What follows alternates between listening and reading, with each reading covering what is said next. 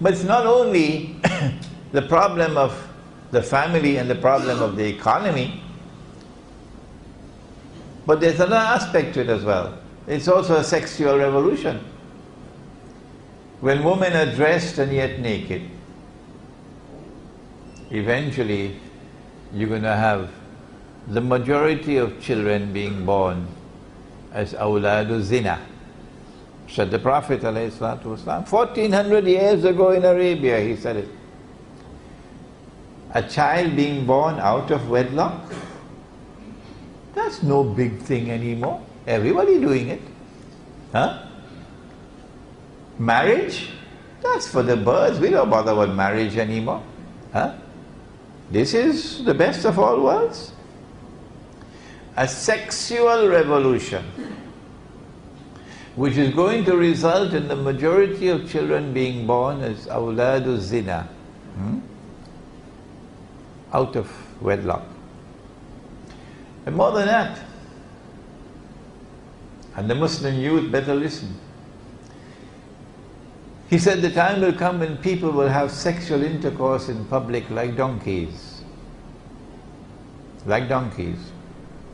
An African student wrote to me from Paris, Sheikh, we don't have to wait for that. It's right here now, just outside of my window in my university dormitory. I can look out and see them having sexual intercourse like donkeys. That's what the student told me. An African student in Paris. Just about maybe a month ago. Another one told me I was in Tokyo. And on a street in Tokyo I saw them like donkeys having sexual intercourse in public. In public. What do we do? We first of all recognize this is the work of Dajjal. This is the work of Dajjal. And so there's going to be a release of sexual energy in the world as we travel further and further in time.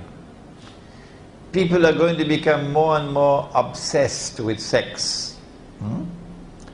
And to the point of sometimes being driven to madness. And so we see the incidence of rape increasing all over the world. Rape. Women being attacked. We see the incidence of casual sexual relations. Women exposing their bodies. And Allah has created the woman as the most beautiful thing in the whole world for a man. No man will dispute that. The most beautiful, the most precious thing in the whole world for a man is a woman. Yes. So when women expose themselves, they're dressed and yet naked. All of this is being exposed to excite men, to lure men into sin. What do we do? When you are a young man, you've got that sexual energy in you. And as you grow older, it becomes weaker and weaker. So the older men don't have such a problem as the younger men. What do you do? The answer is, Allah says in the Quran, Ku anfusakum wa ahlikum nara. Protect yourselves and protect your families from the fire. If you're living in an area in which women are dressed and yet naked, you just come out of your door and you're seeing them all over the place like that. One day you will look at them and nothing will register in your heart. Nothing. Because it's common. You become accustomed to it. Okay? That is a sign of decline of faith. But if you make i'tikaf, not for 10 days in the masjid, you go to the remote countryside for a whole year. And for a whole year you've never seen a woman dressed and yet naked. And then after 1 year you come back to KLCC or to Cyberjaya.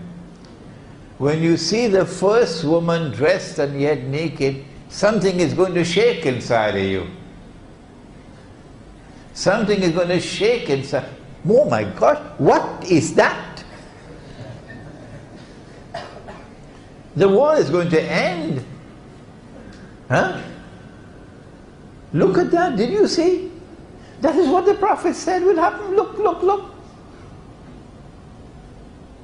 Then you have Iman still left in you. So if you remain in the midst of all those women who are dressed and yet be naked, tomorrow it will become business as usual. Nothing will register inside of you, and that is a sign of decline of faith. My answer is to get out. Get out and go to the remote countryside where you won't be seeing these things. There's a second thing you have to do, and that is when a man is brought up as a man and he eats and he drinks the food that Allah has created, the pure food, and when he lives like a man, he rides horses, for example, then the virility of a man is such that he needs more than one wife. When you're eating the stuff that you're now eating and drinking the stuff that you're now drinking and traveling in this iron horse where there's no exercise for the groin area, then sometimes one wife is too much.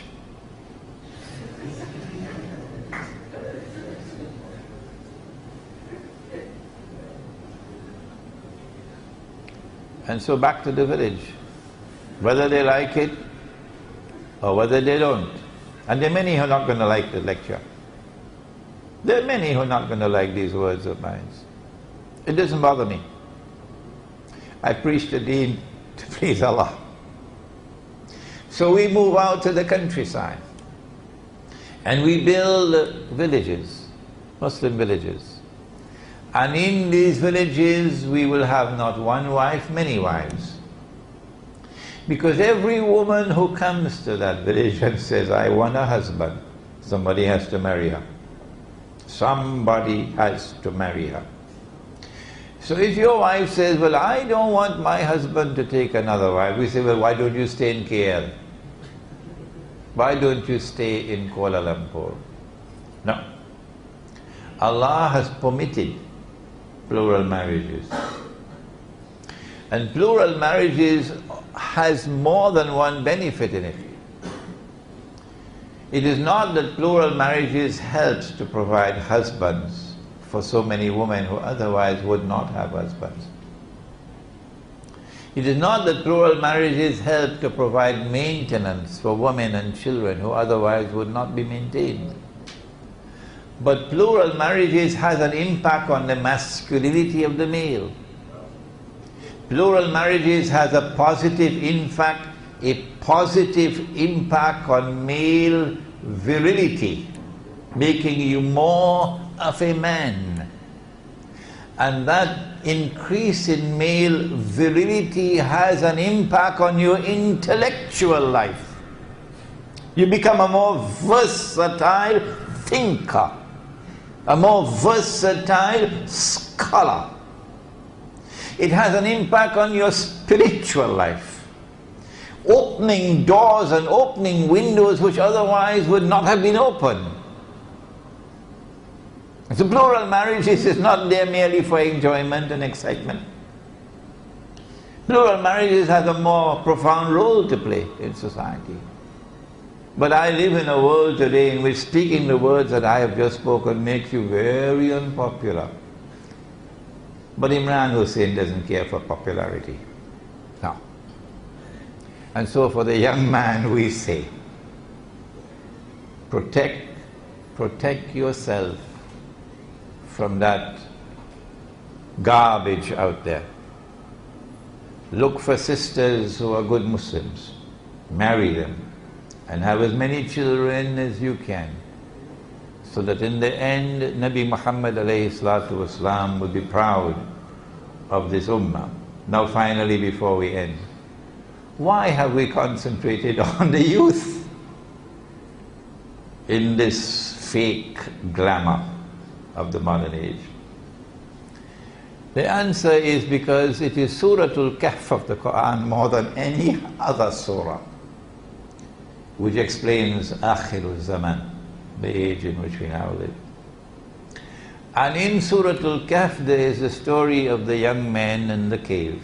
Innahum fityatun amanu bi rabbihim wazidnahum huda. Allah directs attention. The ones who stood up and proclaimed their faith, regardless of the price they had to pay, were young men. The ones who withdrew from society, I'm giving up my home, I'm giving up my town rather than giving up my faith, and they fled to a cave, were young men, not old people like myself, were young men. And so if the flag of Islam is to be taken to triumph tomorrow, it is young men who will have to take up that flag. Suratul Kahf of the Quran.